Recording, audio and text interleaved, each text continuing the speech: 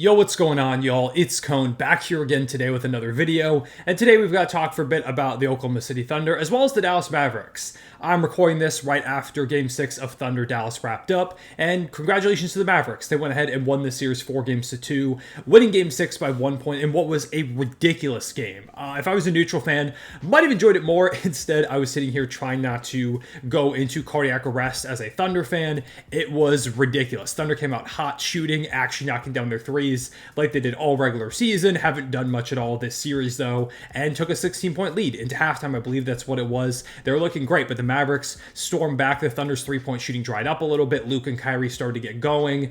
They were starting to win the rebounding battle by a lot more, turning the ball over less. And in the second half, they took a lead. They went up by like 5 in the final few minutes. The Thunder stormed right back. Shai with some unbelievable shots, and we'll talk a lot about him in this video. But in the end, PJ Washington gets a three-point shot in the corner with the game tied to try and go ahead and take the lead. And Shai goes ahead and he hits the ball first, but because it didn't move and he ends up hitting the arm afterwards, it was a foul. So Mark Daigneault challenged it, goes to the free throw line. PJ Washington, after they confirm it is a foul call, he knocks on 2 out of 3, missed the last one on purpose. The Thunder throw up a heave at the buzzer, but it's not enough, and Dallas goes ahead and moves on. Want to start this video off by congratulating them. They played a hell of a series. They shot better than the Thunder. Their rebounding was great. Their role players stepped up. The defense is for real. I was saying that ever since they made those acquisitions. I like this Mavericks team a lot. I'm excited to see what they do in the conference finals, and I am going to be making a video previewing that conference finals when we get there. Of course, we still have Game 7 of Denver versus Minnesota before we know who they're going to play. But yeah, I'll be talking about the Mavericks a good bit the rest of the way because they are moving on to the next round.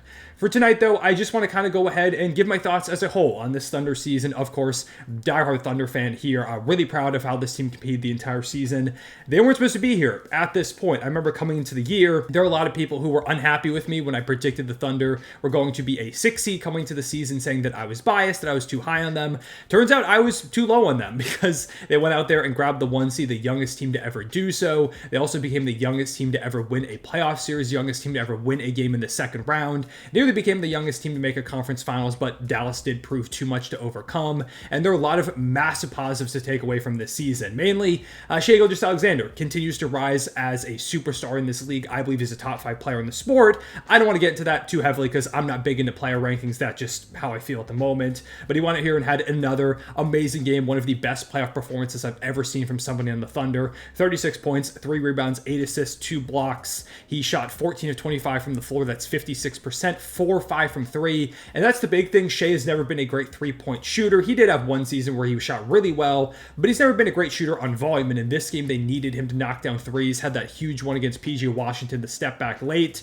If Shai doesn't do some of the most heroic stuff I've ever seen, the Thunder don't even come close in this game, but Shai was the best player in this series. He was exceptional. Every single metric, every single moment of the playoffs, he was the Thunder's best player. Led us in points, rebounds, assists, steals, blocks, and field goals made over the course of this entire playoff run. He was the superstar that the Thunder needed, and then some. He answered all the questions that people had about if he can be the number 1 guy on a high-level team, if he's going to elevate or fall in the playoffs. I think it's pretty clear that Shai is a playoff riser. He has easily been one of the best players in the playoffs up until this point, and I guess he was because the Thunder are now eliminated, but Shai is a special player on both sides of the ball. Actually finishes this playoff run with the most blocks ever by a point guard in a playoff run, which is completely absurd. He blocks shots, he gets in the passing lanes, he is one of the best mid-range scorers in the league. He's great at getting to the basket, even shot well from 3 in this one. You can't ask for anything more from Shai. I'm sure some people are going to be mad at him about the foul at the end there,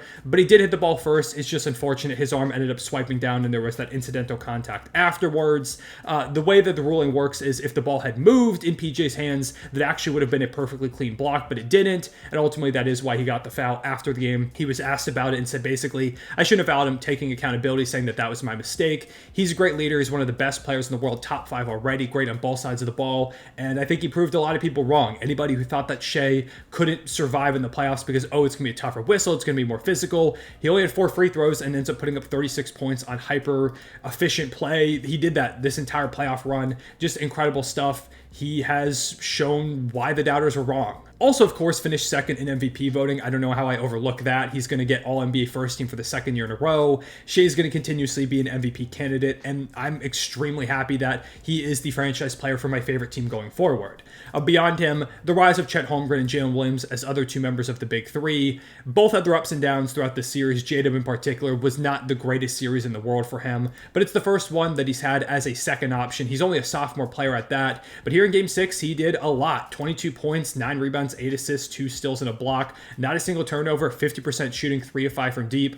Dub did basically everything you could ask for, and I think, of course, this is only the beginning for him. What he's going to continue to do going forward, this is an experience that he and the Thunder as a whole are going to learn from, because you did see the inexperience pop up a lot for the Thunder throughout the series, specifically with the three-point shooting. They were the best three-point shooting team in the league this season, ended up only shooting about 33.5% from downtown in this series, and a lot of that credit does go to the Mavericks defense. It's not just the inexperience that caused the Thunder to miss a lot of threes, but they had a lot of looks that were categorized as open or wide open that they usually hit, and they just weren't hitting them consistently in this series, whether it was Cason Wallace missing a bunch of shots, Aaron Wiggins, J-Dub didn't shoot his typical high percentage from three in this series, Chet Holmgren, his three ball really dropped off, and I think a lot of that was just the exhaustion from playing 82 games, and now here 10 games in the playoffs, playing heavy minutes consistently, being asked to do a lot in terms of rebounding and paint protection, because not a lot of size on the Thunder, which is something I anticipate they'll address going to the offseason. We'll talk a little bit about my vision for the offseason when we get to the end of the video,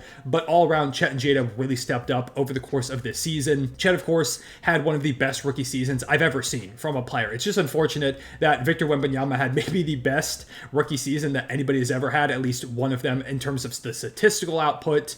Chet, though, in this Game 6, 21 points, 3 rebounds, 1 assist, 2 steal, 9 of 15 from the floor. He was catching lobs, he was finishing through contact around the rim, and he ended up having one of the best rookie defensive seasons I've ever seen. He deserves to be an all-defensive team. I don't think he's going to get that nod, but Chet's already one of the best rim protectors in the sport. He's going to continue to do that over the course of his career. Give him more time to bulk up and get more and more used to the NBA physicality so that he's not as exhausted by the end of the season. I think it's only a matter of time before Chet Holmgren is making himself known as a top 3-4 center in the league. He already may be nearing that conversation by next season. Real quick, I'm going to go ahead and thank the sponsor of this video, Autograph. Autograph's an app where real fans get unreal rewards. Basically, you go ahead and sign up using code 3CONE. You need a code to get in, so I've got one for y'all. And when you get on the app, you just scroll through the feed and it's got all the top podcasts, videos, articles about your favorite team all in one spot. And as you read through them, just by being a fan and consuming content, you earn these points that help you win cool prizes, like the chance to enter a raffle for really cheap discounted playoff tickets or just tickets going into your team's next season. You could also win signed memorabilia,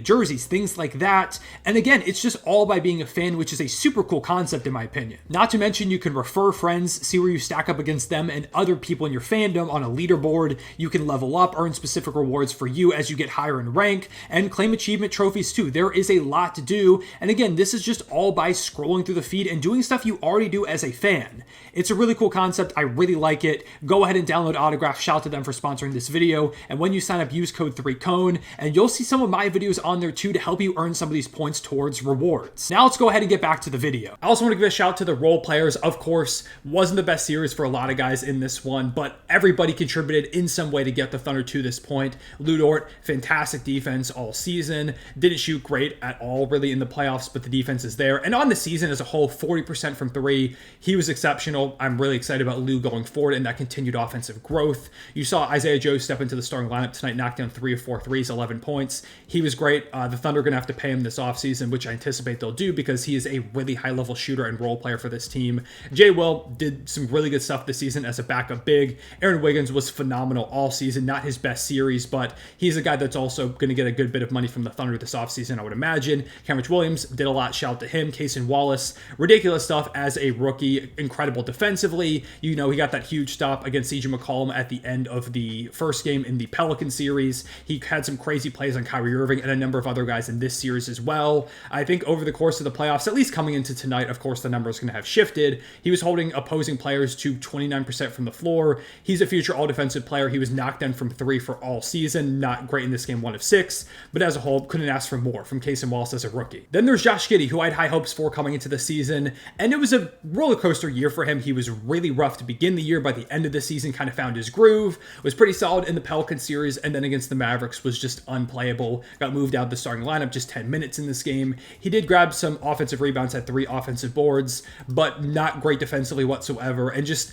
being a non-factor on the perimeter is a big blow to this Thunder team that really relies on spacing. That's their identity. Let Shai attack downhill, and space around him just was not providing that in this series. Could not hit a 3. And I think that means that his future is a bit up in the air for the Thunder. If he comes back, I wouldn't be surprised. If he's traded, also wouldn't be surprised either. Kind of give it like a 50-50.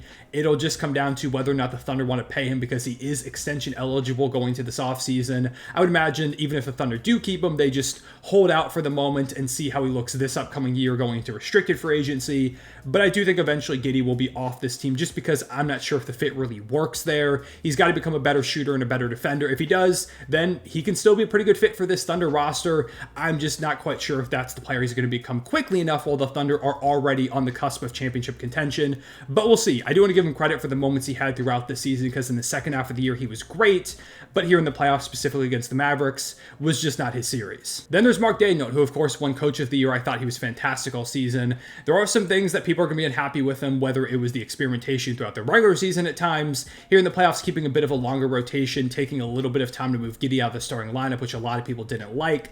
I've seen a lot of people mad about that challenge he made at the end of the game that prevented the Thunder from having a timeout after PJ Washington purposely missed the last free throw, but you've got a split second to go ahead and make that decision. And in real time, it really didn't look like Shai hit him on the arm. It looked like it was a good no call. It should have been a block. You've got a split second. I like the idea of him challenging that because if you get that call overturned, you get the ball, it's tied. At the very worst, you go ahead and head to overtime. Or rather, not even tied. I think the Thunder were winning at that moment. So I don't hate the call at all. I think it was perfectly fine. I thought Mark did a great job this season. And this is also experience for him going into now his second season as the coach of this high-level team. He's got some playoff experience under his belt. I think he and the Thunder are going to learn and develop a lot. And that's honestly the theme of the season is growth. They are way ahead of schedule. Like I said, the youngest team to do basically everything at this point. Nobody really expected them to be here, to have a real shot at making the conference finals. And I think next season they're only going to be better. They're going to make some moves in the offseason to improve this team. The experience will really help these guys. You know, J-Dub's going to get better as that second option. Chet Holmgren's only going to get better because I can't believe this was only his rookie season and he was already this good. Shai's got more years now under his belt as this number one option. He's got playoff experience in that role. The Thunder are going to be more ready than ever going into next season. And this is truly only the beginning for the Thunder. They are armed with still a ridiculous amount of draft capital, a bunch of cap space going to the offseason, the 12th overall pick in this draft.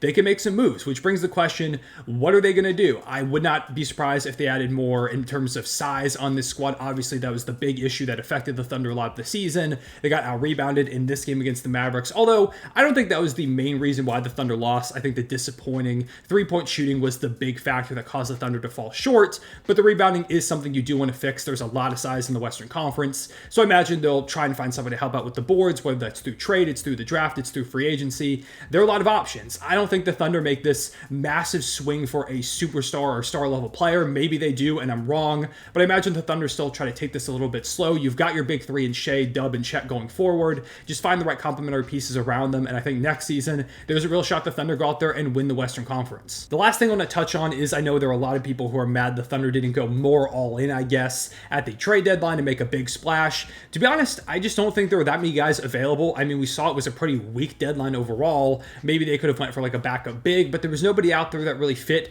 the Thunder's scheme, which they like to have 5 out. They like to give that spacing to Shai and the other guys to attack. So when people are saying, like, get Andre Drummond, he never would have played here in the playoffs. He would have been played off the court. He doesn't fit this scheme at all. Maybe they changed things up in the offseason, but for the moment, the way the Thunder were playing, that never really made sense. I like Hayward a lot as an acquisition if he played the way he did all season. The problem is he came in here and was just a bit too passive, didn't look like his usual self, and it didn't work out. But I thought it was a great swing. If Hayward was playing like like the typical Hayward we've known in Charlotte over the past couple of years, then he would have been a perfect fit in this starting lineup when we eventually shifted Giddey out of it. So it's a swing and a miss. It's unfortunate, but now you know exactly what the team needs going into the offseason with all your assets at your disposal. I think it was perfectly fine. And maybe they make a big splash in the offseason where it's way easier to kind of get pieces acclimated. Now you know what you need. You've stress tested the system. You've seen what the flaws are. You can go ahead and make the right decisions here rather than rushing something mid-season because you're worried about meeting some championship window when in reality it's just opening with this team because it wasn't even supposed to be open in the first place. They're just ahead of schedule at the moment. But yeah, with all that being said, I think those are my main thoughts on this season. This was a little bit disorganized, or at least it felt like in my head as I record this, because I wanted to just give you my full unfiltered thoughts at the moment. I don't have bullet points up like I usually refer to throughout my videos. So just, you know, maybe I missed something, but if I did, I'm sure I'll make more Thunder videos going to the offseason. Might make a full, like, ideal offseason type of video at some point. But for the moment, just extremely proud of this Thunder team. They weren't supposed to be here. They weren't supposed to be this good. They weren't supposed to be the 1 seed in the Western Conference, a stacked Western Conference at that. But they were because they forced their way there. They proved everybody wrong, and I think they're going to continue to do that in the future. Already seeing some people say that they'll never get back to this point, which I think is absurd. It's not a lot of people. It's just a few people on my timeline. But trust me, this is only the beginning for the Thunder. They're going to be a force for years to come. For the moment, though, let me know what you thought about this Thunder season. What do you think about the series? What are you anticipating going forward? What would you do in the offseason? All that stuff. I appreciate you watching. Leave a like and subscribe if you enjoyed. Hit the notification bell so you don't miss any future videos. I'll see y'all later. Also, congratulations to the Mavericks once again because they really did earn this series. They were the better team overall. And yeah, that Western Conference Finals preview video will be coming sooner than later. Just got to see who actually wins Game 7 of Wolves Nuggets. But once again, for the moment, I appreciate y'all watching. I'll see y'all later. Real one, say it back.